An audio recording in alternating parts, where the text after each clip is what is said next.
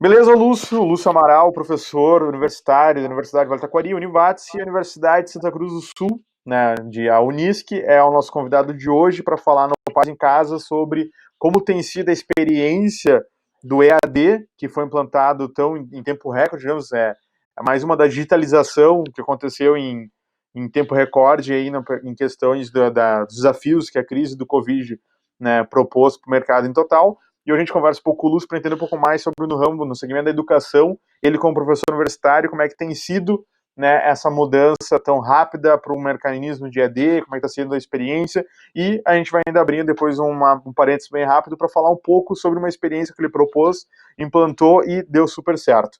Mas antes de tudo, Lúcio, obrigado por estar presente aí com nós, né, tá topando estar com nós aí em mais um capítulo da websérie Paz em Casa. Seja bem-vindo. Muito obrigado, Patrick. É muito bom estar sempre em contato com os nossos ex-alunos também, né? E continuamos com a amizade e outros vínculos também, né? Isso daí é bem legal a gente manter, ver que aquele contato que começa lá na universidade, dentro da sala de aula, se prolonga por muito tempo, né?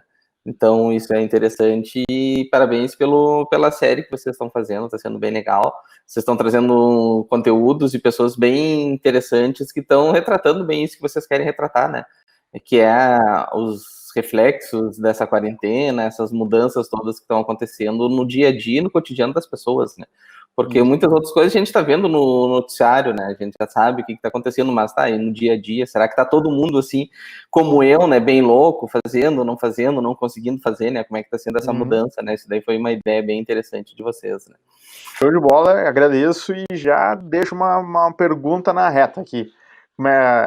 Realmente a proposta da série Paz em Casa é entender um pouco mais como é que está sendo o impacto, né, os desafios que a série, que o Covid, né, que a crise em si tem causado no dia a dia de diversos profissionais em várias verticais de atuação, né? Então até mesmo o último papo nosso foi com uma psicóloga para entender como é que está sendo essa mudança ao home office. É mais fácil. Cara, o home office está fazendo as pessoas perder a noção do que é pessoal, o que é profissional e tudo mais.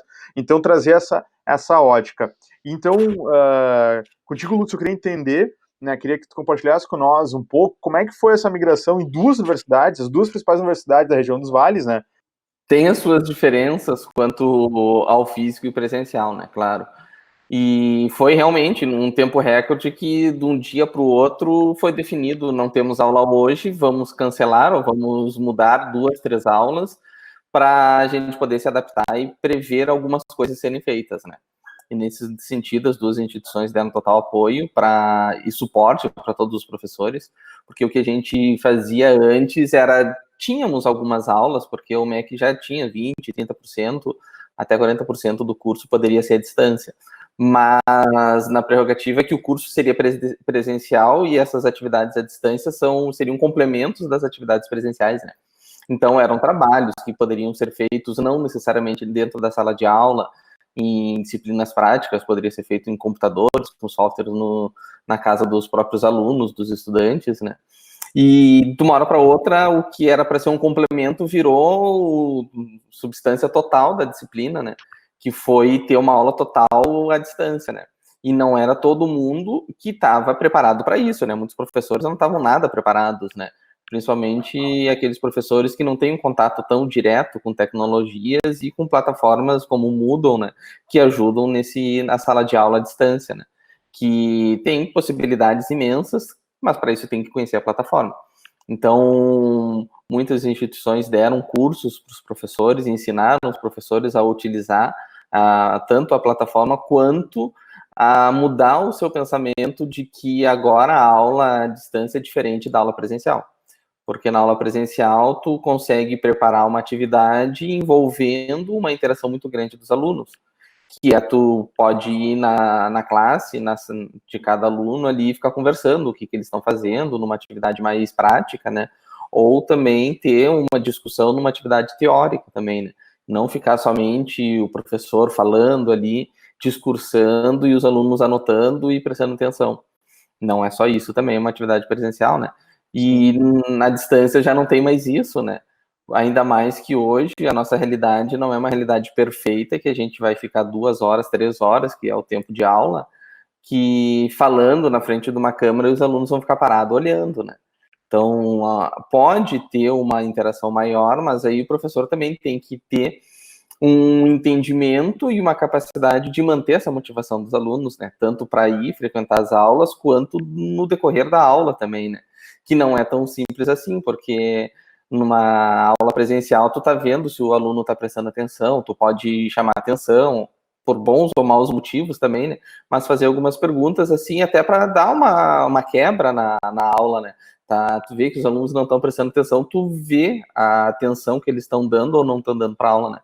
E aqui a distância nem sempre tu consegue ver, porque muitos alunos estão acessando através do celular, estão no computador, estão de outros tipos de dispositivo, como tablets, e às vezes as câmeras não são boas, às vezes a conexão da internet, a nossa realidade dos nossos estudantes, muitos não tem uma conexão muito boa. Às vezes não tem nem internet no local que eles estão morando, ou muitos foram para casa dos pais também, né? Que às vezes é no interior do interior também, né? De cidades pequenas, né? Então a internet não é muito boa, acabam utilizando o 3G, um 4G, que para não sobrecarregar o seu consumo mensal, não utilizam a câmera, né? Não estão só vendo o professor, aí tu não sabe se o aluno está prestando atenção, não está prestando atenção, se ele realmente está ali do outro lado também, né? Vira Então quase um fica um pouco monólogo do naquela dúvida, né? professor. Uhum. Tem que estar toda hora chamando, não chamando atenção, mas fazendo algumas perguntas assim, só para saber se o aluno está ali, né? Para ter essa certeza também, né? Porque não consegue ver, né? Mas no meu caso teve um pró, mas aí não somente eu, mas pessoas que não moram na cidade, né? Que tem que viajar, que eu passei a ganhar mais 4 horas por dia no meu dia, porque eu não digo que eu perdia 4 horas nos ônibus, né, para ir e voltar, mas também eu fazia alguma coisa durante essas 4 horas, né? Não ficava só olhando para o teto do ônibus, mas ficava lendo, ficava corrigindo trabalhos, ficava respondendo e-mails enquanto tinha internet, ficava preparando algumas outras coisas também, né? Às vezes dormia também para descansar, né? Mas então, nesse sentido, a produtividade de uma certa forma foi boa em casa, mas como eu tenho filho pequeno, a produtividade não foi tão boa, né? Deveria ser boa. Então a gente acaba se dividindo, porque eu e minha esposa estamos em casa e a gente tem que se dividir em reuniões também.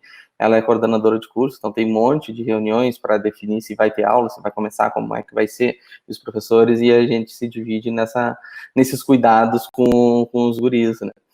E aí vai um pouco de cada professor, né? De entender essa realidade, de entender as possibilidades que tem para se trabalhar com isso, né?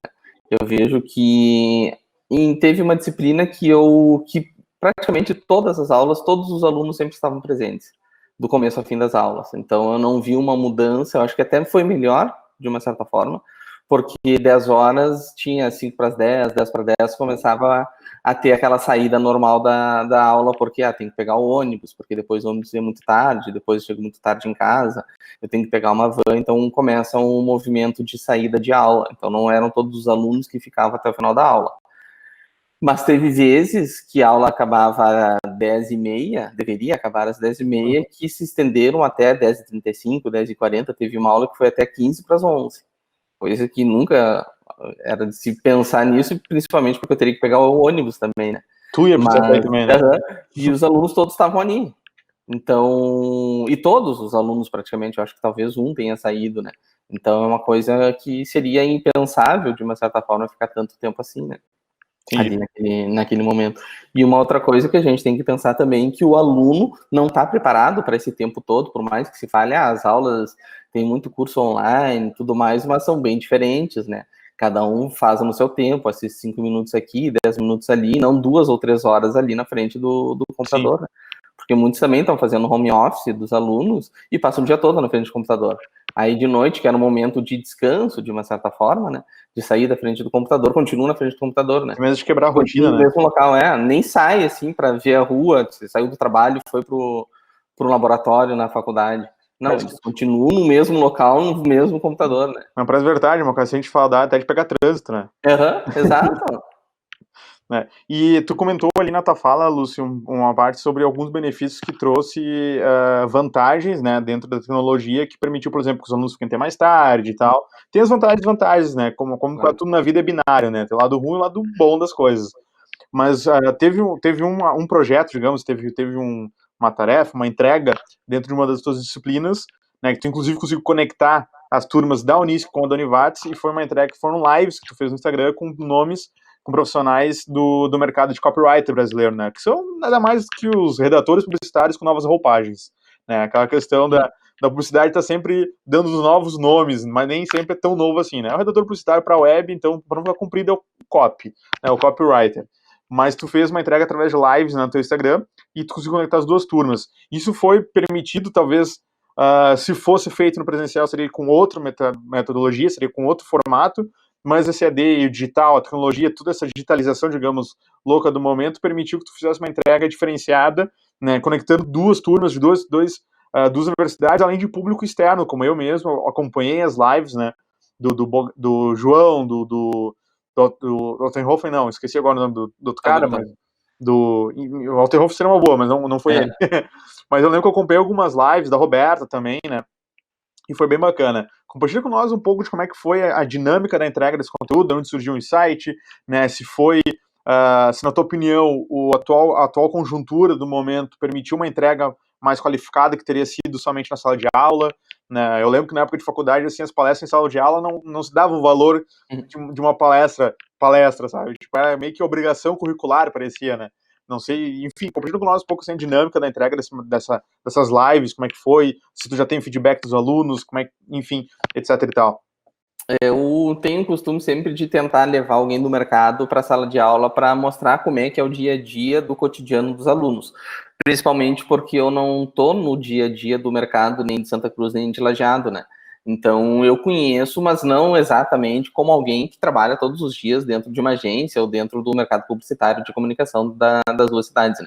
Então, eu sempre tento buscar alguém para trazer essa fala e também para não ser só uma pessoa ali falando, o Lúcio está falando, o Lúcio está falando. Então, tem alguém que pode falar a mesma coisa que eu, mas os alunos dão um ouvido a mais para essa pessoa, porque alguém que está no mercado ali é diferente.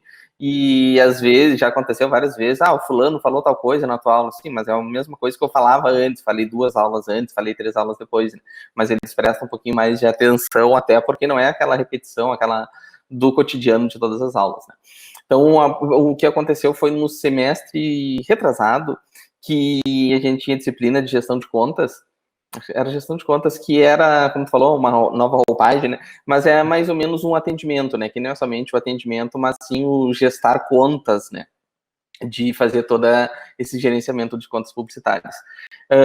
E foi no momento que o grupo de atendimento e negócios de São Paulo estava mudando um pouco esse seu pensamento e não ser mais um grupo de atendimento, mas estava mudando para incluir a palavra negócios na nomenclatura e também na função do atendimento. Então, não seria somente aquela pessoa que era o costume de uma agência de publicidade, o atendimento vai e volta, traz aquelas informações e leva as informações, mas sim ele é um profissional responsável pelo negócio, o negócio da agência e o negócio também do cliente, né, de fazer elevar os dois negócios. E aí eu entrei em contato com o GAN e deu certo, assim, a gente fez uma videoconferência com o presidente do GAN, do grupo de atendimento e negócios, deu super certo, a gente convidou algumas pessoas do mercado, eles foram, gostaram, tudo bem. E aí, no começo do semestre, essa foi a primeira vez que a disciplina de redação publicitária coincidiu com conteúdos e no mesmo semestre nas duas instituições. E aí eu desde cedo estava pensando o que eu poderia fazer para integrar as duas coisas, assim, ali, o mesmo conteúdo, né? Para ser um pouco diferente também, né? Para não ser sempre aquela mesmice, né? E aí a ideia inicial era ter uns copywriters, 3 em cada disciplina, mas aí seria somente videoconferência para aquela disciplina, para aquela turma, num grupo fechado. Aí depois veio a ideia também de repente eu poderia fazer alguma live no Instagram, né? Mas aí a gente vai estar na aula, faço ali, os alunos ficam conversando, porque assim a gente tem acesso a pessoas de longe também, né? E ali a gente teve copywriters do Rio, de São Paulo, de cidades perto de São Paulo, ali da Grande São Paulo, São José do Rio Preto, né? Então fica mais fácil esse contato com outras pessoas, essa participação do mercado que é muito grande, né? E aí surgiu a pandemia, não temos mais aula. E agora o que nós vamos fazer? Não, vamos para o Instagram, né? A gente aproveita mais uma ferramenta que os alunos estão participando direto. É uma ferramenta de comunicação deles, né? 24 horas praticamente no Instagram, né? Muito mais do que no Facebook. Então, a gente consegue estar no cotidiano do mundo da comunicação, fazendo alguma coisa diferente. Eu falei para os alunos, falava para as pessoas também que estavam participando, que era a primeira vez que a gente estava tendo uma aula de graduação no Instagram, né? Durante uma live, né? Não sei se é ou se não é, né? Mas para mim é. Então, eu acredito que seja, eu vou falar isso para sempre, né? Eu fui o primeiro professor a dar uma aula na graduação através de uma live no Instagram, porque assim a gente conseguiu conectar as duas turmas. Então, eram 2 dias diferentes, claro que alunos de uma instituição não eram obrigatórios a estar participando das outras lives, né? Mas eu vi que praticamente todos os alunos participaram nos seus horários de aula naquilo ali, naquela live, até porque era para a aula, foi começo live, aí a gente deu uma pausa para eu desligar as coisas, equipamentos, tudo mais, e a gente foi para a aula, e a gente ficou comentando sobre as lives, o que teve, o que foi interessante, o que não foi interessante, né? O que teve de insights, o que tem a ver com os conteúdos que a gente está vendo, que a gente vai ver depois, né?